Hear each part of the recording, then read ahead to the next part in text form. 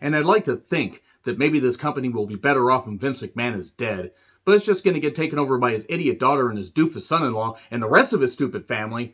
Well, now that that's become true, let's see what they do. I'm John Retton with my review of WWE Smackdown from the TD Garden in Boston, Massachusetts. So, Vince McMahon has hung it up. Ding dong, the witch is dead. Witch, oh witch, the wicked witch. So how many more women are going to come forward talking about the improprieties and the various things that Vince McMahon has done? Then again, I don't really think anybody should be surprised about any of this stuff coming out about Vince McMahon, considering you could go back years and years and years. I mean, he paid off the police chief with hush money in the Jimmy Snuka murder case. He never spent a goddamn day in jail for what he did to Nancy Argentino. Fuck Jimmy Snuka. I'm glad he's dead.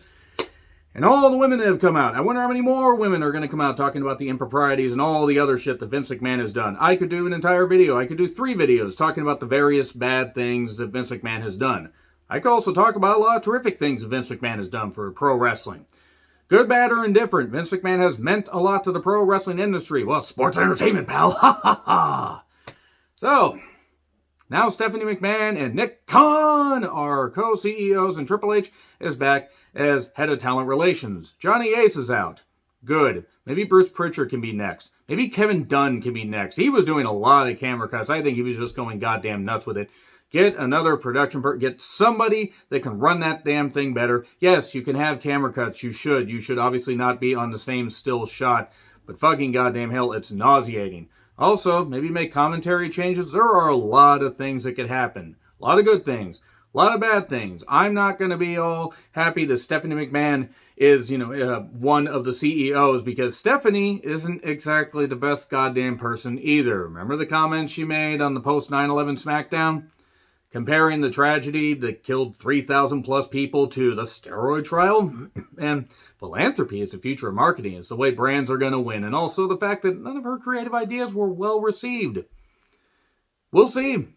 We will definitely see. It's going to be interesting. We're not going to see a lot of widespread changes. We may never see any widespread changes outside of maybe a few people leaving certain positions. But it's obviously going to be interesting to see what happens with SummerSlam. And also, apparently, the dirt sheets got worked and everybody else got worked because the Bork Laser is not leaving. At least not yet. SummerSlam might be the last show that he works.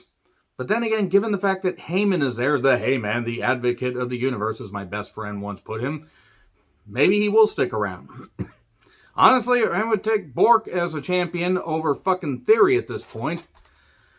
So, please welcome Stephanie McMahon. I don't believe I will, Samantha Irvin. I don't fucking believe I will.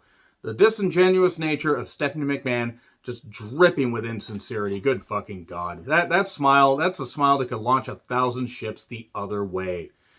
So many piped in cheers at first. And we put smiles on people's faces. Of course you fucking do, Stephanie. Of course you fucking do.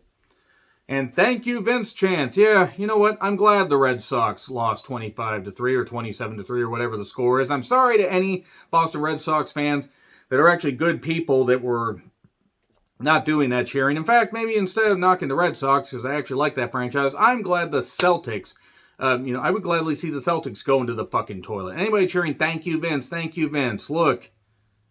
This is a fucking shitbag and has been a shitbag for a while, and none of this shit should be fucking shocking. And then the Prophets show up, and apparently they want whatever the smoke is. I don't know what the smoke is. I thought they want the Snoke. I thought they were a fan of the last few Star Wars movies. But nevertheless, Michael Cole needs to leave commentary. People were like, oh, he seemed different now that he didn't have Vince McMahon screaming in his ear. Yeah, and he still sounded like a fucking puppet that was lost. We're going to do what we do best. Entertain you. Michael Cole, just fuck off. God, fuck off, you goddamn just piece of shit. Fucking hell. So many camera cuts. So many camera cuts, I noted. So, they want whatever the smoke is. And then they want to beat the Usos. Then Theory shows up. And he mentions Bork, which probably should have been a tipping point that Bork was going to show up. The Usos show up. Then we get a brawl. Moss shows up. I smell a 6-man tag. And holla, holla, holla. That's what we got. Then Nakamura took on Kaiser. Not Kaiser Permanente, but Ludwig Kaiser. Ah, great. Japan and Germany colliding again, shrieking Axis power noises. The match was same as it ever was, except Voltgunth decided to distract Nakamura. And because of that, Kaiser was able to get the victory. with, Kaiser's, or after Kaiser saw Voltguth hit the red right hand, and then because he needed his help, he decided to chop him on the stage. Man, that Austrian meat slapping into that German meat, and I usually have to go to a different kind of website to see that stuff. And then, backstage with Liv and Ronda. Ronda does not sound like she wants to be on camera at all. Sounds like she wants to be back on the farm. And you know what, Ronda? Go. We really won't miss you. She has added nothing to the women's division this time around. At first, she did. That first run, even though it kind of ended a little she did better the first time. I understand she has a kid. She wants to be back there with her woman-beating husband. Look it up. Just go. Just fucking go. What benefit has she provided to the company? Nothing. If anything, she's dragged down every segment she's been involved in. Liv, they're giving Liv way too much scripted material. Let Liv, give Liv some bullet points and let her talk a little more naturally. She's likable and she can make this work. And then Corbin attacks Pat, and then Pat runs after him, and we get a backstage brawl. And my God, a Petey Williams sighting. Okay. So, Pat was back, and he's fired up about SummerSlam. There you go. And then does the bomb-ass Corbin thing. And Kofi was dressed like he wanted to go, do some kind of biker, tribute or something. And then Xavier was in a unicorn mask for whatever reason. And because Vince is gone, Xavier decided to mention IWGP and Ring of Honor Tag Team Champions, which is what War Machine was, not the new Vicious Viking Raiders, who attacked Jinder and Shaky Shank, and then they win by they win by a count out in a match that didn't mean anything. And then they just walk away. They're like, we beat the New Day a whole bunch. We're leaving. And then, by the way, the Brawling Poots, as I'm calling them, Pete Dunne is toast. Before that, we got Sonya being upset at Pierce, berating him. Can she berate me like that next? Sonya's going to face Raquel. And then again, the Brawling Poots. Pete is toast. All these fake Irish people with their pumped up kicks. Wait, no, can't say that. Here's Drew.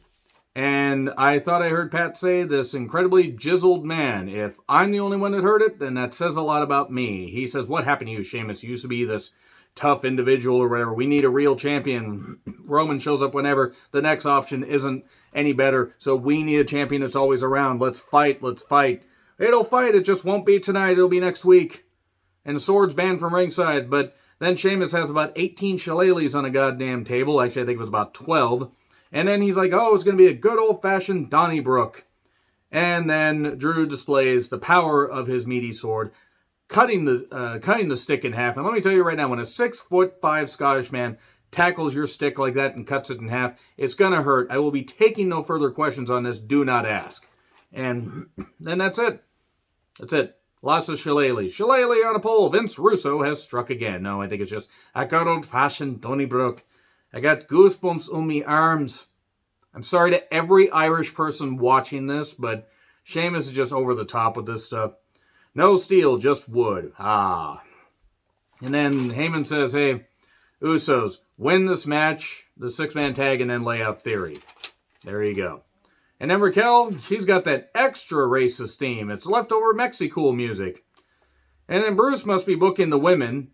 And apparently Bruce was actually booking the show tonight. It explains why the women were so marginalized. Maybe 8 minutes allocated for the women. 8 minutes. Sonya and Raquel, and the crowd goes mild, which I blame Raquel for, because Raquel's not interesting. Sonya at one point, put me down! And then Raquel tried to put her over the wall, not realizing if you know, you know. Good God, Sonya is what I noted. The dubbed-in crowd noise was annoyed, but then we got the whatever bomb. 1, 2, 3. Man, remember when Sonya could have been a big star and then they proceeded to do absolutely nothing with her? Then, shout out to Seahawk on Twitter, by the way. That's C-E-E Hawk, for the Ruth Hader Ginsburg nickname for Lacey Evans. Ruth Hader Ginsburg, that is fucking great. That is wonderful. And Lacey, of course, knocks the fan, says Tom Brady left this dump or whatever after bringing a bunch of championships to the Patriots. And wake up, work, and win. Okay, yeah, you might as well just tattoo MAGA on your goddamn forehead there, Lacey. And then Aaliyah tries to get at her, and a woman's right. I realize that a lot of times when minorities are put down in the show, some fans in the crowd were cheering. If you know anything about the history of Boston, you know, and there are great people in Boston. It's also steeped in racism for some fucking reason. Don't be racist, you stupid racist fucks.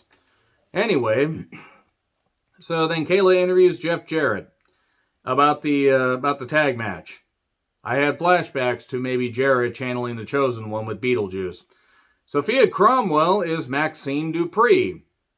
This gimmick is wrestling death, not Sophia Cromwell, the male model thing.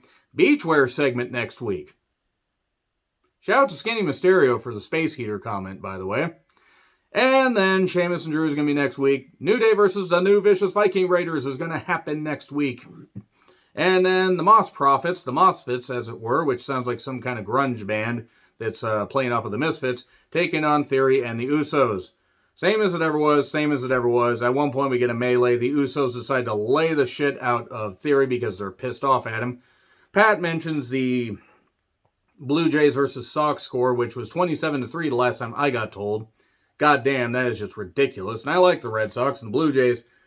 They were great back in the early 90s when they won a couple championships. They had Joe Carter and Carlos Delgado and a bunch of other people. John Olerud, I believe, as well. But nevertheless, enough baseball talk. Theory uses the briefcase to cause a DQ and beats up Moss. And then suddenly Bork's music. And he lays Theory out. Lays him out with an F5. Lays him out with an F5 on the briefcase. And give me Bork as champion for a year. If it means Theory will not be champion and he gets pushed further down the goddamn card, I'm for it. Because you know what? I want new talent to be pushed. Theory is bland as fuck. And if that is the best they can fucking do to make a new superstar, this company deserves to go in the fucking toilet. So yeah, I didn't really care for this. So I will mention more about the Vince stuff in another video. Maybe at some point when more of this stuff comes out. I got a busy weekend and a few things have been going on to where I may have to delay that video. And also I already talked about the Vince McMahon Pact before even more shit came out. There's so much stuff going on with this situation. I don't know what the fuck's going to happen. A video may come up. It may just be later in the week. Agree, disagree, what I said. Like, share, subscribe. Twitter handle in the description. I'm John Retlin. I'll see you soon.